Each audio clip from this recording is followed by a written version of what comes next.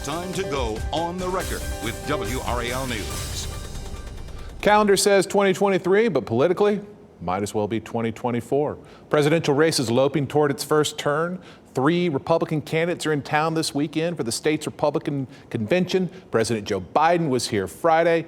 North Carolina won't just be big in next year's presidential elections, though. It may be huge for control of Congress. That's because Republicans here will redraw the congressional map this year, tilting those races, potentially adding enough Republican-leaning districts to keep or expand their party's control of the United States House. Good evening to you. I'm Travis Fain, in for Lena Tillett tonight. North Carolina Republicans gathered this weekend in Greensboro for what they say is the largest convention in the state party's history. Former President Donald Trump, former Vice President Mike Pence, and Florida Governor Ron DeSantis plan to speak, the first event in the country to feature all 3 of these 2024 presidential hopefuls. This is emblematic of North Carolina's political importance. For Republicans particularly, there aren't many paths to the White House that don't include North Carolina. So we're joined tonight via Zoom by Michael Whatley, chairman of the state Republican Party, also general counsel for the Republican National Committee. He's in Greensboro for the convention. Mr. Chairman, thank you for joining us at a busy time. We're taping this Thursday before most of your convention events. What is the overriding message you want people to take out of this weekend? Look, I think that North Carolina strategically and politically is an absolutely essential state for the Republican Party and for the country. We are a battleground state, and I think the biggest message that we're looking at here is that the Republican Party is strong. We've got an amazing array of candidates, both on the state level and on the federal level, and it is a great opportunity for those guys to come in here and meet with 2,000 delegates, guests, and alternates. We've got donors, we've got activists, we've got party leaders of every stripe, and it's just a great opportunity to kind of launch the 2024 convention for us at the state party. And what are we going to hear? What are we going to hear from candidates? What do you want people to hear? Whether it's a cultural message, an economic message, kitchen table, how much are we going to hear about woke politicians versus issues that may have more impact on people day to day? Look, I think the biggest thing that you're going to hear from all of our candidates is the fact that Republicans here in North Carolina, particularly our candidates, listen to the voters. They understand the issues that the voters care about. They have put solutions on the table. That's why we were able to run the table in 2022. It's why we had a great election cycle here in North Carolina in 2020. And as long as our candidates stay very focused on the issues that voters care about and put solutions on the table, then I think they're going to be successful. And so, for all of the candidates that are coming in to the convention this weekend, it really truly is an opportunity for them to launch their campaigns here in North Carolina for the primary, as well as make sure that North Carolina is going to continue to be that battleground state in the general. Trump, DeSantis, and Pence all scheduled to attend. Will they ever be in the same room with each other? No, we've got the Governor DeSantis is going to be speaking at the Friday night dinner. Vice President Pence will be speaking Saturday at the lunch, and President Trump will be speaking at the dinner on Saturday. So we talk a lot about North Carolina as a purple state, but it seems that we've gone more often than not for the Republican candidate in the presidential race, for the Democratic candidate in the gubernatorial race. I mean, that goes back 20, 30 years at this point, that trend. How do you explain that? Why do North Carolina voters continually pick a Republican for president and a Democrat for governor? We are a purple state, like you said. We're 30% registered voters are Republicans, 33% are Democrat, 37% are unaffiliated. And we are in a competition of ideas. We are, fighting right now over those unaffiliated. And I think that we're winning those unaffiliated voters just because we are listening to the issues that they care about and making sure that we're putting solutions on the table that are going to work, whether we're talking about urban voters, suburban voters, or rural voters. Yeah, the last time a Democrat won in North Carolina was Barack Obama in 2008. The last time before that, you got to go back to Jimmy Carter in 1976. And what I'm wondering is, can a Democrat win the presidential election in North Carolina? Is that even possible these days? Yeah, it's absolutely possible. And that's why, as Republicans, we need to make sure that we are building the infrastructure today and having those conversations with voters today, making sure that we're recruiting our volunteers, making sure that we're doing the training sessions we need to do, making sure that we've got the resources that are going to be in place so that as soon as we come out of that primary, we're in a position to go right into the general election. But this is going to be a very competitive state, and we feel like we can win in a competitive state because we are really truly focused on giving the voters what they want when they go into the polls. Seems like a lot of the campaigning these days is telling people what to be afraid of. I mentioned earlier we hear a lot about woke politicians. It seems like a major talking point in kind of right-leaning media is, the very small number of transgender people in this country and issues surrounding their rights. Why that focus there? And I'll go further. I've heard more than one person posit that the reason Republicans focus on these issues so much is because gay marriage has become much more popular with the electorate. So this is kind of the new boogeyman, the new cultural boogeyman to point at and tell people that it's wrong and you should be afraid of it. Can you respond to that line of thinking? Look, our agenda is pretty simple. We call it the Family First Agenda. We focus on jobs and the economy. We focus on education, and we focus on security, public security, people and safety that are out there. And we think that a relentless focus on those types of issues, people of every stripe, whether they're Republican, Democrat, unaffiliated, urban, suburban, or rural, they care about their jobs. They care about the economy. They care about their kids in schools. So that is the issue set that Republicans are going to be focused on. And how do you assess the economy right now when you look at various metrics and just generally how the economy is doing? How do you think it's doing? Well, I think here in North Carolina, it's doing better than it has in most other states, and that's primarily due to the Republican leadership in our legislature since the 2010 elections. And they have done a really good job of building a tax and infrastructure environment that has brought families and businesses into North Carolina at a record clip. We're continuing to see a population shift from other parts of the country here to North Carolina, which is a great opportunity for us as a state. Shifting gears a little bit, what percentage of the folks who will be with you in Greensboro this weekend still believe that Donald Trump won the 2020 presidential election? Look, we are ready for 2024. I think that everybody who is here is absolutely happy about the election results that we saw in 2022, where we ran the table. We were 7 for 7 statewide. We have supermajorities on the Supreme Court, the Court of Appeals, the House, and the Senate. We have 64 Republican sheriffs, and we've got 57 Republican-controlled school boards. So our wins were absolutely up and down the ticket. And right now, we are working and focusing relentlessly on 2024 and making sure as a party that we are ready to go. When those primaries are over, we're going to adopt these candidates and go straight into general. I want to ask you about abortion restrictions. The General Assembly, North Carolina General Assembly recently passed some new ones that have just gone into effect. They may be top of mind next year as we head into the 2024 elections. Were you consulted, were party leaders consulted on that bill, those abortion restrictions, given the impact it might have up and down the ticket? No, that was a legislative endeavor. That was a legislative package that was put together by folks in both the House and the Senate.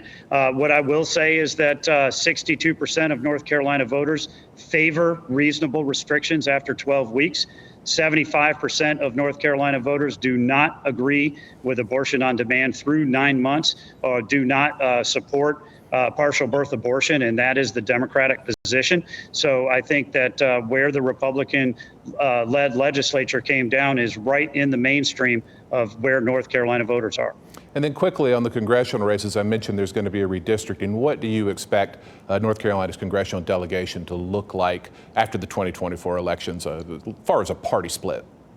Look, don't really have a sense on that yet. We're going to wait and see what the legislature draws for those maps. But, I am very glad that we now have a Supreme Court that is going to stay in its lane and interpret the Constitution instead of try and step in and be a super legislature. All right. Well, we're going to pause there. When we come back, more with the chairman. And later on, we'll talk to some smart political analysts about 2024. Stay with us. Welcome back. We're chatting with Michael Whatley, chairman of the State Republican Party, which is holding its state convention this weekend. I want to ask you about something that your opposite number, Anderson Clayton, who is the Democratic Party chairperson here in North Carolina, said when she was on this program last weekend, and then I'm going to ask you to respond. So I'll play a little sound and then ask you to respond to it. I think I saw the direction of the Democratic Party only really including a message for urban North Carolina. And to me, you know, North Carolina has the second highest population of rural voters in the entire country besides Texas. We have really dense rural populations that have black and brown voters in them that, quite frankly, the state party and the Democratic Party nationally, in my opinion, hasn't tapped into before, because we've dubbed rural areas as unwinnable or as red Republican areas, honestly. All right, so she's saying there that Democrats need to fight for rural voters. Do you feel any need to counter that in rural areas? And what is your party doing to convince minority voters, unaffiliated voters, maybe in suburban areas, to vote Republican? Yeah, I think that you do have to care a lot for the Republican rural voters, for the rural voters writ large. And that is a huge focus of ours. It has always been a huge focus of ours.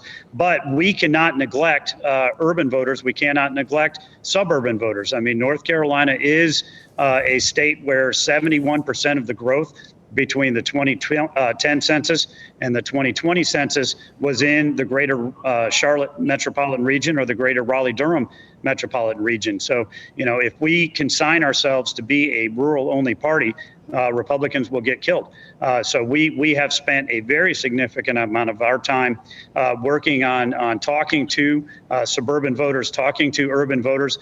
We just launched last weekend a new urban engagement initiative in Durham, where we're going to be making sure that we are having those conversations with voters, not just in the lead up to an election, but throughout an entire cycle. We want to make sure that we are having a presence there and building those relationships in those communities that we need to be doing, not just here in North Carolina, but all across the country. And that takes money, obviously. I wonder, one, how much time of your time you spend raising money, how much you think is going to be spent in 2024. And also, in North Carolina, we have limits on how much a person can give to a campaign, but they can give unlimited money to the state parties, Democratic and Republican. What sort of access do those large number donations buy? You know, the biggest thing for us in the party is our huge number of small dollar donors. I think that over 95% of our donations come in from small dollar donors, either through direct mail or our online programs. And we get them all across the state, all across the country, frankly. And I think that that's tremendously important for us to have that type of financial backing. Our average donation is under $10 per donation. So we are a true grassroots organization, and I think it's tremendously important for us to be able to continue to talk to all those folks that are supporting our party. Yeah, I bet that last 5%, though, for both parties is some big numbers. But let me move on to the governor's race. Early polling suggests that Lieutenant Governor Mark Robinson is far and away the leading candidate for Republicans in the 2024 governor's race. He'll be speaking at your convention tonight. And I'm wondering why Robinson has caught fire as opposed to, you know, former Congressman Mark Walker, also a candidate, State Treasurer Dale Folwell, who has a 30-year career in state politics. He's run 2 state agencies as a former school board member, former state house member, strong conservative. Folwell with policy credentials. What is it about Robinson that has kind of led so many people in your party to reject kind of the career politician in Folwell in favor of the firebrand in Robinson? Well, first, I will just say this. I am extremely excited about our Republican primary. I think that we've got 3 great candidates right now that are in it, and we may actually pick up more candidates as we go down the road with it. And as the state party chair, obviously, I will not be engaged in that primary or supporting any of our candidates. But what I'll say this about Mark Robinson is he has an absolutely tremendous story. This is a guy who was not involved in politics in any way, shape, or form 3-4 years ago, who managed to get through a very contested primary and win a closely contested race for lieutenant governor. He was actually elected as lieutenant governor without a college degree. He finished that degree while he has been in office. I think that he is one of the best political speakers that we've ever had. But Mark Walker has a very important, great story for him to tell coming out of Greensboro, the work that he has done with the faith community, with the minority communities in Greensboro. And as you mentioned, Dale Falwell has a spectacular record of public service. I think any one of those three candidates coming out of our primary is going to be in a fantastic position to win a general election next year. All right, Michael Whatley, chairman of the state Republican Party here in North Carolina. Thank you for your time. When we come back, folks, I'll welcome a couple of sharp analysts on the air here to talk more about 2024. Stay with us. Welcome back. We're joined now by Teresa Costura, a former Republican consultant and a well-known North Carolina lobbyist, and Marcus Bass, a progressive consultant and executive director of Advanced Carolina, progressive group focused on empowering black communities. Teresa, starting with you here, what do you make of what you heard from Whatley there versus the reality right now of Republican politics, and what's the winning message for 2024? I think that kind of what everyone is in denial about in both parties is that the front runners, President Biden and former President Trump, kind of have a cap, right? You know, this 40-some% of the electorate in both sides is the max vote that they're getting right now. And it's they're just so well known to voters, it's hard to believe that they're going to inspire more people to vote for them. Is anyone able to get over that cap? I'm interested in that idea. I mean, are our politics just such now that you got your right, you got your left, and you got to try to pull from the middle, and they don't even like either side, and you're just doomed to this cap, as you put it? Or is there a personality out there, someone out there who can come forward and break through that ceiling? Well, if it's a question for me, I think that we're going to need a personality to break through if the Republicans are going to win the election. I just don't think, I view elections in North Carolina is that it's like a tug of war game. You remember the piece of string is hanging in the middle and there's this much that you're fighting for. And that's what it is in North Carolina. And so each party and each statewide candidate is always fighting to get that little bit of line, that little bit of rope over to their side. And if you look at Mark Robinson and you look at Donald Trump right now, then that's a different ballot and a different pull on the rope than it is if you had Joe Biden and let's say Roy Cooper as a vice presidential running mate. That's a way different story in North Carolina. And so I think this is probably the most politically personality driven election that we are going to have had in a very, very long time. All right, I should probably ask about that Roy Cooper for vice president rumor, but I think we'll move on from that. Nothing certainly for sure there as far as that's concerned. Marcus, moving to you. In the 2022 elections, Democrats had some trouble with turnout. And when we talk about, like Teresa said, moving that little bit, even in 2022, we had an open U.S. Senate seat, abortion rights kind of on the ballot. Turnout problems for Democrats, particularly in Mecklenburg County, 45% turnout there. State average was about 51%. I noted at the top of the show, sorry for the long question here, but the Republican General Assembly is about to redraw our congressional map. Recent court decisions have basically given them a green light to gerrymander that map to help Republicans, although they can't do a racial gerrymander. So do Democrats have a chance here? Like, how can y'all get the turnout that you want to win more than a couple of congressional seats? One thing that's an interesting question. I think you first have to realize the fact that the game has been rigged from the beginning. Everyday residents in North Carolina, regardless of party affiliation, are already being put into a box by virtue of the lines being drawn to manipulate the outcome in these districts. Courts have ordered the change as recently as today in Alabama of partisan lines that are drawn along the lines of race. But partisanship, however, is still the name of the game in North Carolina. We'll see a new map being drawn here for the legislative races that will come up in 2024. But I think on top of the gerrymandering that we're seeing, there's oftentimes a lot of voter suppression that comes out in very interesting ways. The monster voter suppression laws that we're seeing being brought back into our state, along with some local level politics and policies that are still guarding some of these rural pockets of the state where voters are being intimidated at the polls. We were engaged in 2020 in a massive election protection effort in all 100 counties. And we're still hearing from individual voters in those areas that were given misinformation at the polls or were intimidated or harassed by an individual carrying a weapon at a polling site.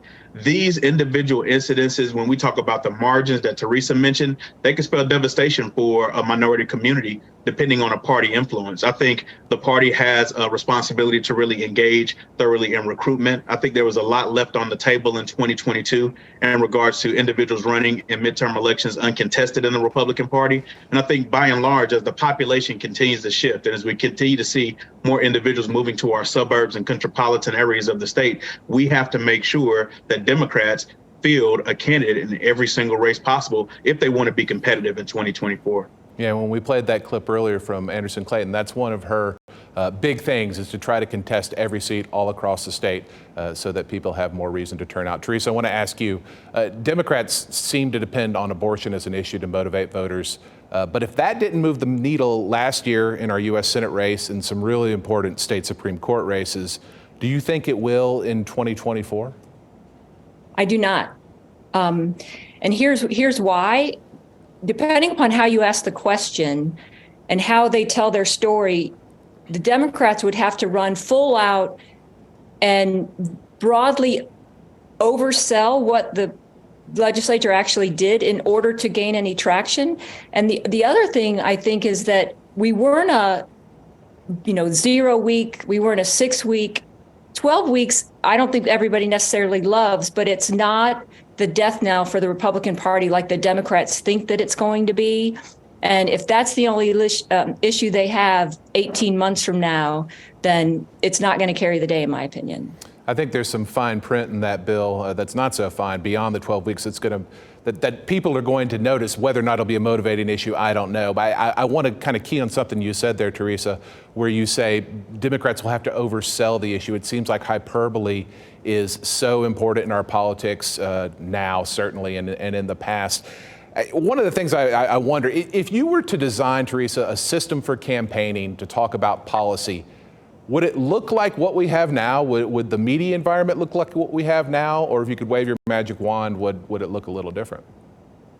Well, you'd have to eliminate ads to a large extent. I mean, there's so much, there's so many lies that take place in ads that occur, especially now with all of the hundreds of millions of dollars that gets poured into politics now and onto television. So I think you'd have to eliminate that.